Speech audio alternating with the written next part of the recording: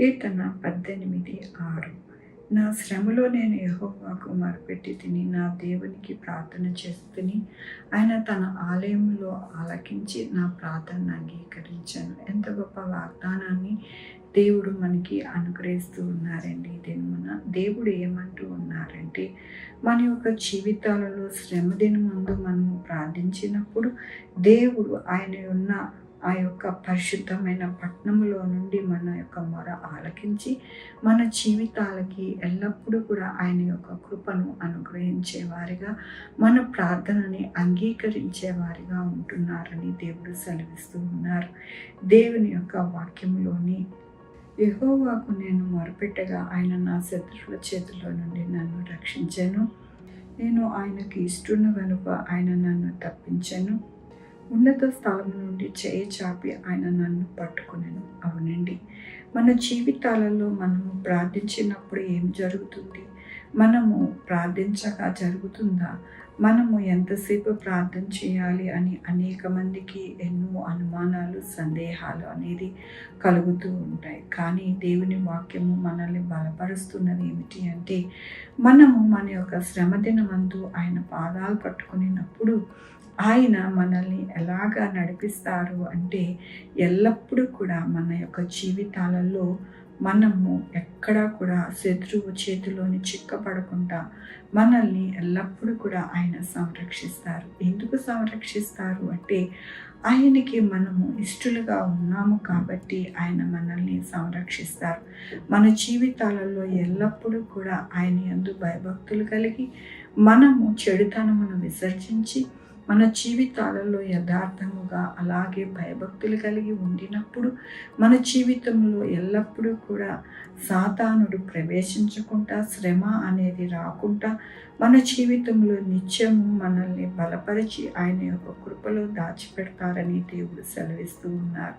కాబట్టి ఎల్లప్పుడూ కూడా మన యొక్క జీవితాలలో ఆయన యొక్క కృపలోని మనము బలపడాలి. మన యొక్క ప్రార్థన ఆయన వినాలి.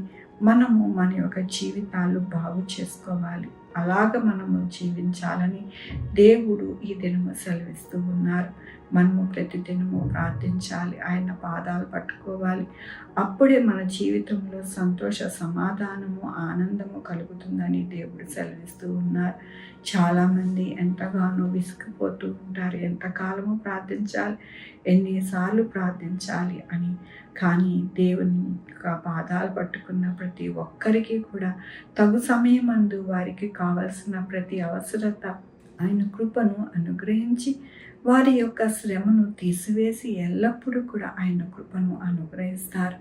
ఆనాడు మరియా ఆయన పాదాలు పట్టుకునేటప్పుడు తనకు తమ్ముడను ఎంతగానో మళ్ళీ పొందుకోవడం జరిగింది. కాబట్టి మన జీవితాలలో ఎటువంటి ఆపదలు, కష్టములు వచ్చినప్పటికీ కూడా ఆయన పాదాలు పట్టుకున్నప్పుడు దేవుని యొక్క కృప చేత వాటి అన్నిటి నుండి మనం విజయం పొందుకొని మన జీవితాలని కట్టుకుంటామని దేవుడి దినమున సెలవిస్తూ ఉన్నారు.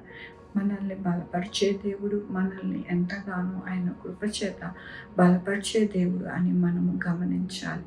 అంతేగాని మనము ఎల్లప్పుడూ కూడా తొందరపాటుతో మనము వెనకడుగు వేయకుండా ఎల్లప్పుడూ విశ్వాసముతో ఆయన వైపు ఎదురు చూచినప్పుడు మన శ్రమలలో దేవుడే మనకి తోడై ఉండి మన శ్రమను ఎంతగానో ఆశీర్వాదకరముగా మారుస్తారని విశ్వాసముతో సాగితే మన జీవితాలు అద్భుత ఆశ్చర్యంగా ఉంటాయని దేవుడి దినమున సెలవిస్తున్నందుకు దేవునికి వందనాలు చెల్లిస్తూ ఉన్నాను.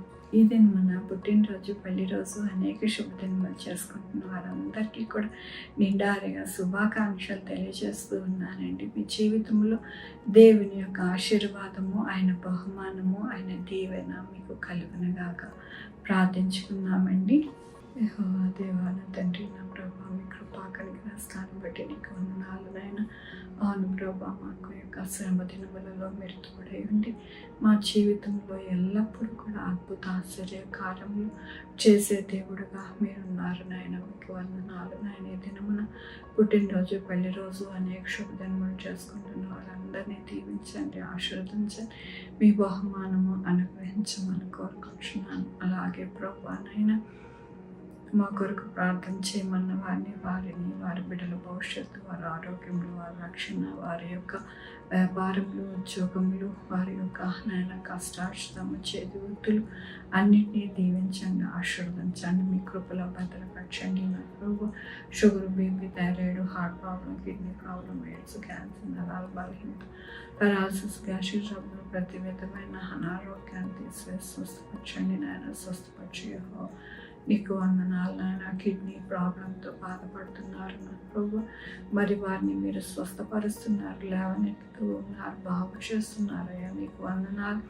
అయ్యా నాయన. చూపిస్తున్నారు, బాగు చేస్తున్నారు నాయన. మీ హస్తం వారి ఎడల మీరు ఉంటుంది నాయన. మీకు వందనాలు చెల్లిస్తూ ఉన్నా.